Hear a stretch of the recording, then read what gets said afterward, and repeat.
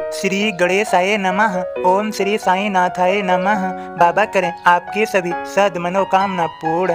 बाबा के संदेश को सुनने से पहले श्रद्धा सबूरी आवश्यक है। सदगुरु श्री साई प्रभु बाबा आज के संदेश में समझा रहे हैं, मेरे सभी बच्चों, अनन्य भाव से मेरी शरण में आकर निरंतर मेरा स्मरण और ध्यान करने वाले को मैं मुक्ति प्रदान करता हूँ। मेरे बच्चों, यह सदैव जानो, जो ईश्वर का प्रेमी है उसके जीवन में कितने भी कांटे हों, ईश्वर उन्हें फूलों में बदल देता है। अब श्रद्धा पूर्वक मेरे बोध को सुनो मेरे भक्त के माध्यम से।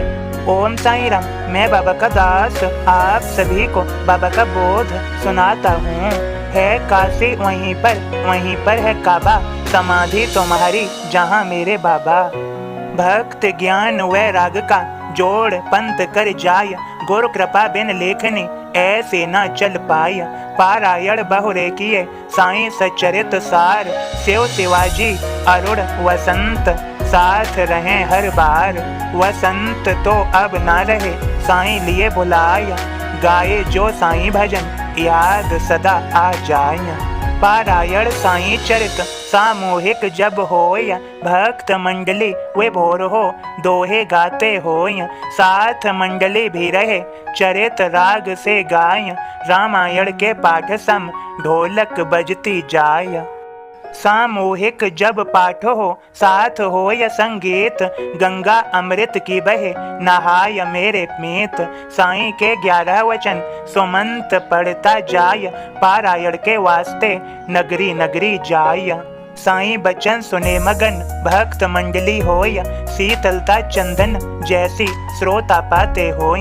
गाऊं गोड़ में आपके मेरी क्या औकात, भाव से भजन आपका करूं रे साईं नाथ। ओम साई राम। सदगुरु श्री साईं प्रभु बाबा आप सभी को समझा रहे हैं, मेरे सभी बच्चों, जहाँ पर मैंने तुम्हें भेजा है यहाँ पर हर क्षण हर पल अनेकों प्राणी उत्पन्न और इसी धरा में विलीन हो रहे हैं। इन सभी प्राणियों में मेरी ही गति विद्यमान है, लेकिन मन सभी के पास माया के हैं, जो माया के अंतर्गत कार्य कराते हैं, माया में भ्रम उत्पन्न कराते हैं, जिससे प्राणी भ्रमित होकर माया के अधीन रहता है और इसी माया के अंतर्गत कार्यरत रहता है।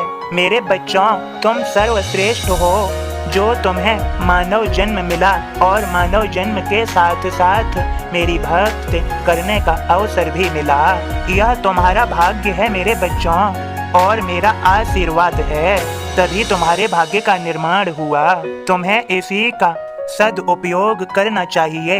इस मानव जीवन को व्यर्थ नहीं करना चाहिए, इसे सदुपयोग में लाओ।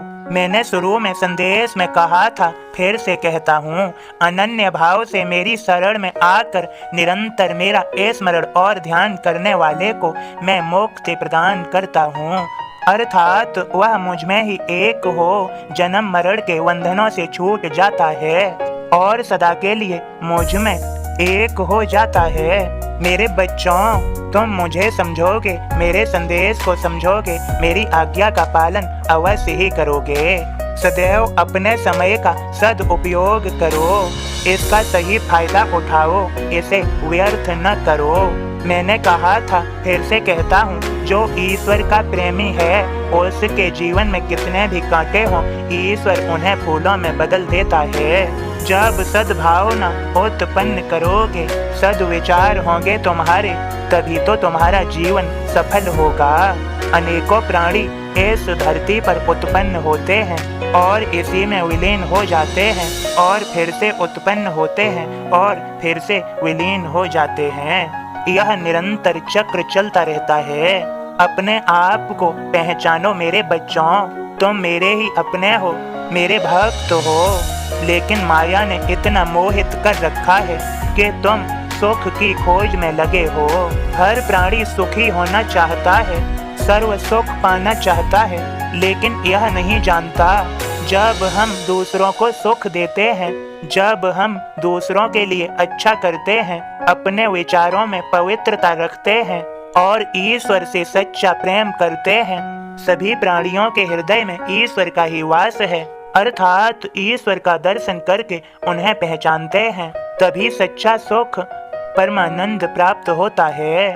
मेरे बच्चों, जितना हो सके दूसरों को खुशी दो, उनके दुख बांटो, उन्हें खुशी दो, सभी के साथ अच्छा करो, अच्छा व्यवहार रखो सभी से। प्रेम करोगे प्रेम मिलेगा, नफरत करोगे तो प्रेम कैसे मिल सकता है, यह सदैव याद रखो। भूलो मत, तुम ईश्वर के प्रेमी हो। ईश्वर के प्रेमी को हर क्षण हर पल ईश्वर ही नजर आते हैं। वह ईश्वर के सिवा कुछ नहीं देखता और इससे ईश्वर प्रसन्न होते हैं। मैं कहता हूँ, प्रेम करो सभी से निस्वार्थ। स्वार्थ ही है तो प्रेम ही क्या, तो वह स्वार्थ है, प्रेम नहीं। मेरी बात को समझो मेरे सभी बच्चों, तुम खुश रहो, सभी सफलता पाओ, सभी का आज का दिन शुभ और मंगलमय हो। सभी को मेरी कृपा भरा आशीर्वाद। सबका मालिक एक